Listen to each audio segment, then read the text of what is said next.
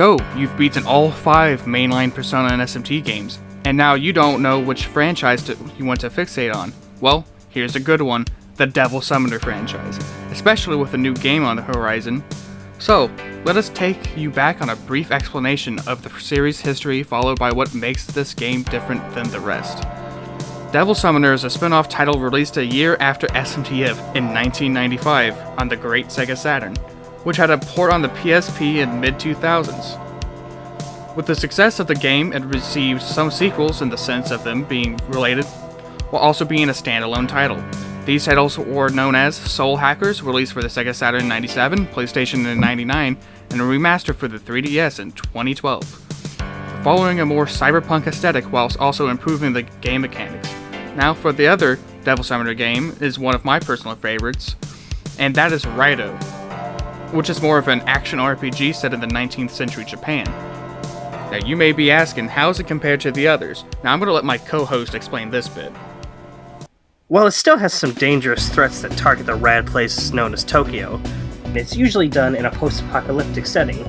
However, for the Devil Summoner series, it tackles demonic issues when the world is still in order, so essentially you get to have a much slower burn into the chaos that will engulf the town. This is a much needed breath of fresh air because all SMT games take place in a devastated Japan with maybe some sand on the ground. Cue footage of Nocturne. In SMT5. It's really hard to put into words how big of a difference when it goes from SMT that you get to just talk to some demons and like, well this is this, faction. And they do this, and they just go ahead and just spill the beans on like what they're all about. Versus when you go around like Devil Summoner or Devil Survivor even, where you get to talk to people that you just find out like in the alleyway, and they just go, yeah, I heard this is pretty great. They sold like milk at the lemonade store. That's pretty different. And then they go, that's why they used the lemonade store there, because it was a fucking Illuminati pyramid scheme where they're gonna like reenact the conception. Unlike the factions in like the mainline SMT games, where you have Scrimblow and Bimblow and they're like law and chaos. It's just some dudes hanging around trying to enact the fury of Ragnarok and shit. Evil Devil Summoners be like, I'm gonna go ahead and not like turn the world to shit. Raito rolls worst blunt ever, asked to leave the Kusunoa clan. That happens if you lose. You're asked to leave. The big difference between the two settings of SMT and Devil Summoner is that SMT is like the aftermath of like the worst shit that you have to experience in your life, like the World of Sloth or maybe even like the Kalpas. Nuclear war. Yeah, but in Devil Summoner, it's kind of like before all that shit goes down. The combat is similar to the original SMT titles, in which the party is divided into 6 slots rather than the newer 4-player party system. The system has a bit of a learning curve because not all demons are good in the front or back positions. The magic sits in the back while heavy hitters are up front. And unlike the original titles, the Summoner games have a loyalty system, and depending on how you use the demon, it changes how well it listens to you. This can include healing, buffing, using multi-targeted moves, etc. Depending on how often you please them, the loyalty meter goes up, giving you more control of their actions. Now the opposite can happen. If the meter is low, you're better off letting the opponent get tired of wailing on you for fun. Then we get into needing to keep up resources known as Magatite. This is used specifically for summoning and keeping your demons out in the party, whilst you trout about in the dungeons or in the overworld, which can be a major pain because the main way to obtain Magatite is through combat. So essentially, you're stuck in a never-ending loop of using a variety of demons. 1. You can use low-cost demons to farm. 2. You can use demons that excel in grinding in particular areas with multi-strike abilities or resistances. 3. Just get some big old beef boys to fuck shit. And the last one, 4. Just pray for good RNG. Raito is a bit different in terms of using demons as items and quest helpers to grab or advance certain segments, as well as the action segments of having demons either auto, or you can command them while moving around a field to shoot an attack.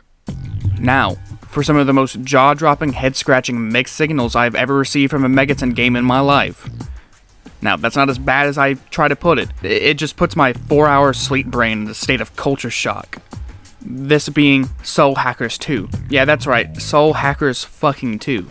So I'll drop the trailer in the description so you guys can go ahead and take a gander yourselves, because I'm gonna unpack a lot of footage here.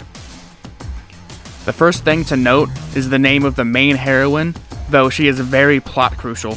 She is essentially just Nemissa 2.0, and instead of giving a feeling of rebellion, she gives me a sense of formality. Her name is Ringo. Now that name can be of two things: it's just an interesting name, or it could take a literal translation of apple, which in mythology is known primarily as a fruit that houses knowledge of God, and that it should not be in possession of man. She talks to a woman named Figu. It's spelled weird, I have no idea what it can mean, besides maybe a fig fruit, which is also a description of the forbidden fruit in some accounts. It seems like this character is more of a gateway between where the demons are and where regular humans reside in. She seems very concerned that if she doesn't save the certain cast of characters in the trailer, they will die, triggering the apocalypse. Some of the other characters include the red and black jacket dude, a flashy white suit man, and as well as a blonde red clothing ninja chick. They all seem capable of, if not in summoner arts, then at least they are bestowed powers.